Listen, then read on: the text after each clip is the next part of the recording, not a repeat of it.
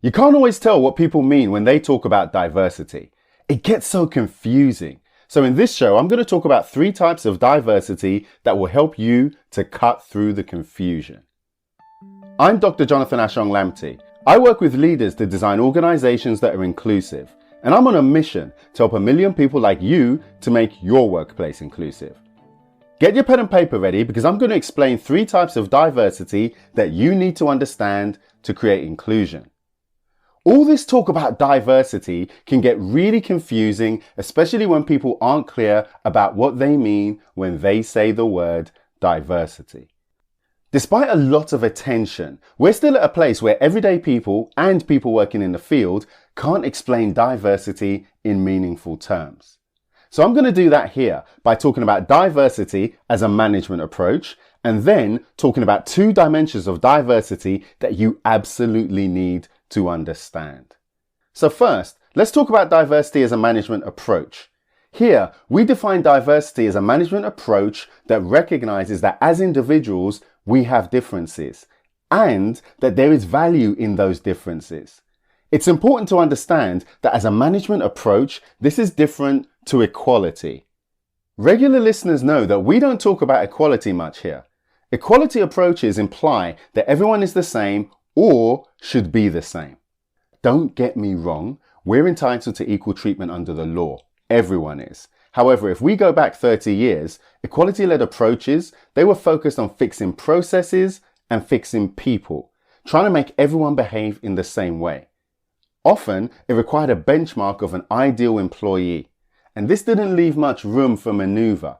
You could say it didn't leave much room for diversity. And this led to some progress, but not the inclusive workplace that we all want to see.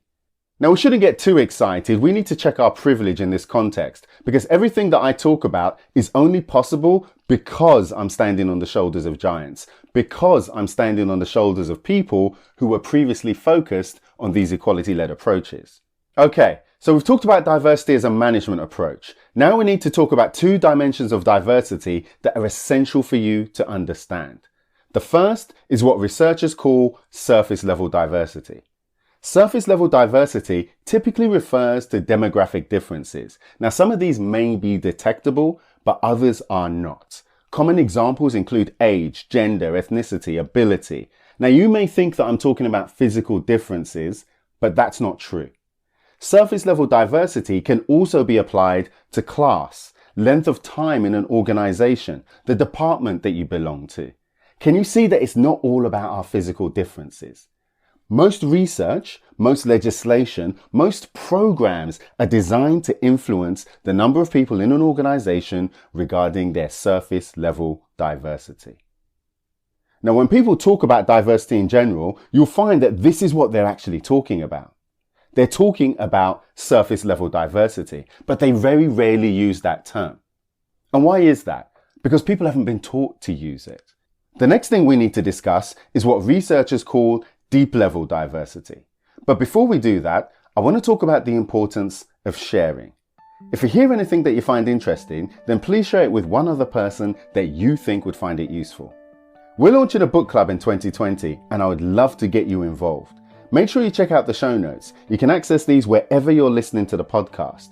The show notes have got details of all the reports and all the resources that are mentioned in the show. I've put this together for you so that you can go deeper into anything that we discuss here. Now let's get back to talking about the 3 types of diversity that you need to understand. So far, we've talked about diversity as a management approach. We've talked about diversity in terms of surface level diversity. The third and final type of diversity that we need to talk about now is deep level diversity. Deep level diversity refers to individual differences that may be difficult to observe. And why is that? It relates to specific characteristics within ourselves, our beliefs, our attitudes, our personalities, our way of thinking. These are all examples of deep level diversity. Deep level diversity isn't discussed as much as it should be, but it is important because when people talk about what they think diversity is, in terms of whether it's good or whether it's bad, it's often because of deep level diversity and not surface level diversity. Deep level diversity is what people are truly focused on, even though they don't talk about it. The reason why surface level diversity is so important to people is because of the perceived relationship between surface level diversity and deep level diversity. So what do I mean by this? Well, let's think of an example that should make sense. Well, let's think about how Muslims are portrayed in mainstream media. Now, I've done a whole show about Islamophobia, but the negative narrative in the media isn't always about surface level diversity. It isn't always about the everyday practices of being a Muslim. The negative narrative in the media is often concerned with deep level diversity. It's concerned with establishing that Muslims have different values, different beliefs, and different attitudes that are claimed to be incompatible with Western society. That is a deep level diversity argument. I'm oversimplifying it, but you get the point that I'm trying to make. On the flip side, you may have heard organizations claim that they want diversity, and I mean surface level diversity, because it means that you've got different people and different people bring different perspectives. And having these different perspectives means that we can solve problems in a way that we can't before. Now, I'm very confident that you've heard someone say this, but when they're talking about these different perspectives, these different approaches, they're actually talking about deep level diversity. Now, here's the interesting thing. Research shows that knowledge of similarities in beliefs and values, i.e. deep level diversity, this forms the basis for continued attraction and affiliation. A mistake we often make as people is to think that someone's surface level diversity is reliable for predicting deep level diversity characteristics. Now, I know this is a big topic and I just wanted to introduce it to you here. And if you're interested in hearing more or want me to talk about this more, let me know. So let's wrap this up. What are the key messages here? There are 3 types of diversity that you need to understand to cut through the confusion. 1. Diversity is a management approach which recognizes and values individual differences. 2. Surface level diversity, which is concerned with demographic differences. And 3.